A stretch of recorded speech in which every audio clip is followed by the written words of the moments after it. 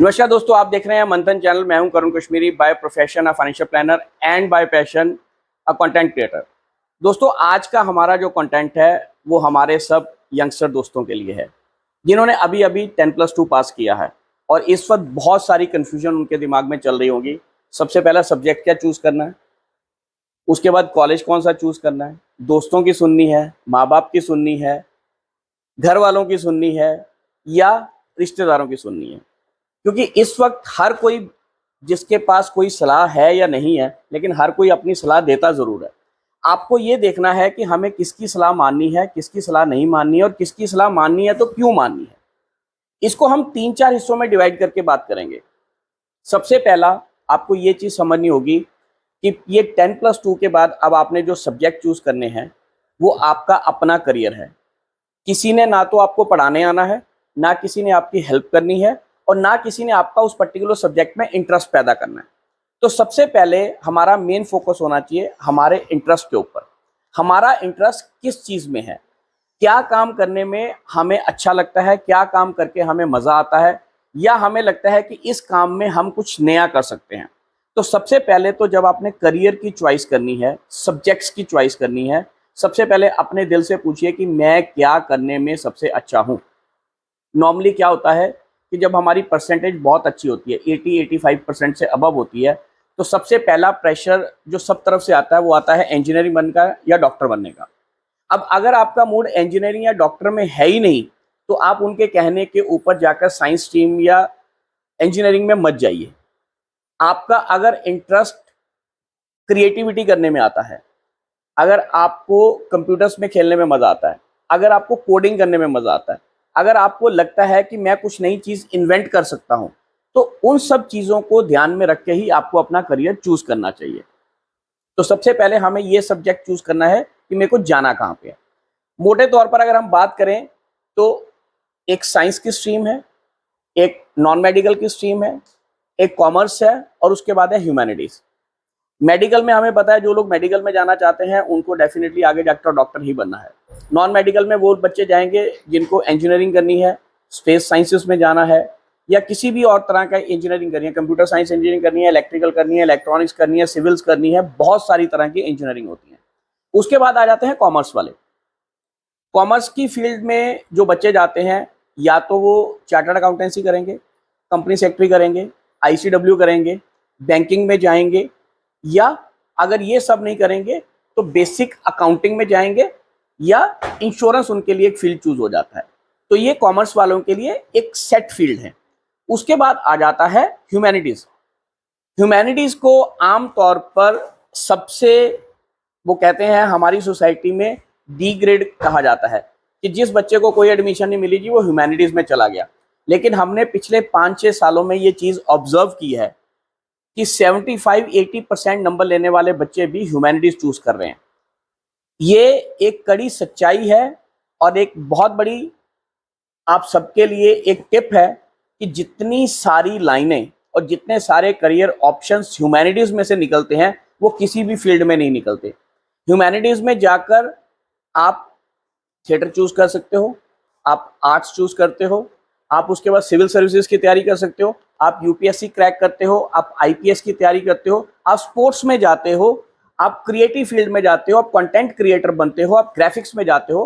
तो ह्यूमैनिटीज की जो फील्ड है वो अपने आप में बहुत बड़ी फील्ड है। ह्यूमैनिटीज वाला बच्चा जिंदगी में कुछ ना कुछ जरूर कर लेता है। उसके पास अगर एक ऑप्शन खत्म होती है तो दूसरी ऑप्शन शुरू हो जाती है, क्योंकि ह्यूमैनिटीज की फील्ड में आपके पास प्रैक्टिकली बहुत सारी चीजें आती रहती हैं। तो ये अब आपको चूज करना है कि मेरे को स्ट्रीम कौन सी चूज करनी है और मेरे को किस चीज में मजा आता है। अब सेकंड ऑप्शन आती है कॉलेज चूज करने की। जब हम कॉलेज की चॉइस की बात करते हैं तो उसमें 3-4 चीजें हमें दिमाग में रखनी चाहिए। सबसे पहला, हमने उस कॉलेज की एक्रीडेशन, एफिलिएशंस और वहाँ की फैकल्टी, उसका देखना है कि वहाँ पे किस लेवल की फैकल्टी है, किस तरह का उसमें एकेडमिक जो है वो बैकग्राउंड है। उसके बाद उनकी एक्रीडेशन, वो कौन सी यूनिवर्सिटी के साथ एफिलिएटेड है, वहाँ पे कौन कौन सी एक्रीडेशन है, और तीसरा वहाँ पे प्रैक्टिकल के ऊपर कितना जोर दिया जाता है। उसके बाद बात आती है प्लेसमेंट्स की। अगर आपने पढ़ाई करी है तो पढ़ाई करने के बाद आपको प्लेसमेंट्स भी चाहिए। उस इंस्टीट्यूशन का आपको प्लेसमेंट रिकॉर्ड देखना चाहिए। पिछले 3-4 साल में उन्होंने कितने बच्चे प्लेस किए। अगर आपके सर्कल में कुछ ऐसे बच्चे हैं जो उस पर्टिकुलर कॉलेज या इंस्टीट्यूट से निकले हैं जहां पर आप भी जाना चाहते हैं, तो उनसे फीडबैक लीजिए, क्योंकि जो बच्चा एक इंस्टीट्यूट में पढ़ रहा होता है उससे बेटर फीडबैक कोई नहीं दे सकता। आज का ज़माना मार्केटिंग का है। मार्केटिंग से बहुत सारी चीज़ों को बढ़ा चढ़ा के दिखाया जाता है, लेकिन अगर आप एक्चुअल में जो बच्चा वहाँ पे पढ़ रहा है उससे बात करेंगे तो आपको पता चलेगा कि उस कॉलेज की, उस इंस्टीट्यूशंस की क्या पॉजिटिव साइड्स हैं, क्या उसकी नेगेटिव साइड्स हैं। तीसरा उसके बाद आता है फाइनेंशियल एक्सपेंसेस का। कोई भी कॉलेज अच्छा या बुरा नहीं होता, उसको अच्छा या बुरा बनाती है वहाँ की फैकल्टी या वहाँ पे रिसर्च वर्क, और तीसरा वहाँ पे पढ़ने वाले स्टूडेंट। कई बार आपने देखा होगा कि एक बहुत छोटे से कॉलेज से निकल के बच्चा भी बहुत अच्छी पोजीशन पे पहुंच जाता है, और कई बार बहुत अच्छे कॉलेज से पढ़ा हुआ बच्चा भी कहीं पे नहीं पहुंच पाता। तो हमें इंस्टीट्यूशन को चूज करते वक्त ये सब चीज़ों का ध्यान रखना चाहिए। उसके बाद आ जाता है वहाँ पे फाइनेंशियल एक्सपेंसेस कितने हैं। आप अपनी फैमिली की सर्कमस्टांसेस देखते हुए और उसके फाइनेंशियल एक्सपेंसेस को देखकर भी आप एक कॉलेज का चॉइस करते हैं। लास्ट में बात आती है कि हम कई बार सिर्फ इसलिए एक पर्टिकुलर कॉलेज या यूनिवर्सिटी चूज कर लेते हैं क्योंकि मेरा साथी उस पर्टिकुलर कॉलेज या यूनिवर्सिटी में जा रहा है, चाहे मेरी स्ट्रीम वहाँ पे अवेलेबल है या नहीं है, लेकिन हम अपने दोस्तों को, अपने साथियों को देख के वहाँ चले जाते हैं। कई बार हमारे ऊपर पीयर प्रेशर और फैमिली प्रेशर भी होता है कि मेरी रिश्तेदारी में मेरी मामी का लड़का, मेरे बुआ का लड़का, मेरे चाचा का लड़का फला फला कॉलेज से पढ़ा था, इसलिए मेरे को भी उस कॉलेज में जाना है। तो कभी भी ये वाली गलती मत कीजिएगा।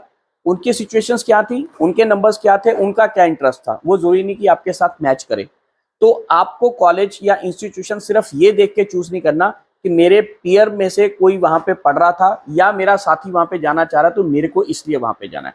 ये भी गलती मत कीजिएगा। ये सब चीजें करने के बाद स्टिल अगर आपको कोई कंफ्यूजन है तो आप किसी करियर काउंसलर या करियर गाइड की सलाह ले सकते हैं, और इन सब चीजों को एनालिसिस करके ही आप अपने लिए करियर और एक अच्छा कॉलेज चूज कीजिए। हमारी ये वीडियो बनाने का पर्पस सिर्फ इतना सा है क्योंकि इस वक्त जो सिचुएशन है, +2 का रिजल्ट निकल चुका है, कॉलेजेस की एडमिशन शुरू हो चुकी है और बच्चे इस वक्त बहुत कंफ्यूज हैं कि मेरे को जाना कहाँ पे है। और ये 3-4 अलग अलग पैरामीटर्स हैं जिसके ऊपर जाकर सारी कंफ्यूजन्स क्रिएट होती हैं और जिसके ऊपर सारे डिसीजन मैटर करते हैं। तो अगर आप इन 3-4 चीज़ों का ध्यान रखेंगे तो आपको अपना करियर, कॉलेज और सब्जेक्ट चूज करने में किसी भी तरह की परेशानी नहीं आएगी।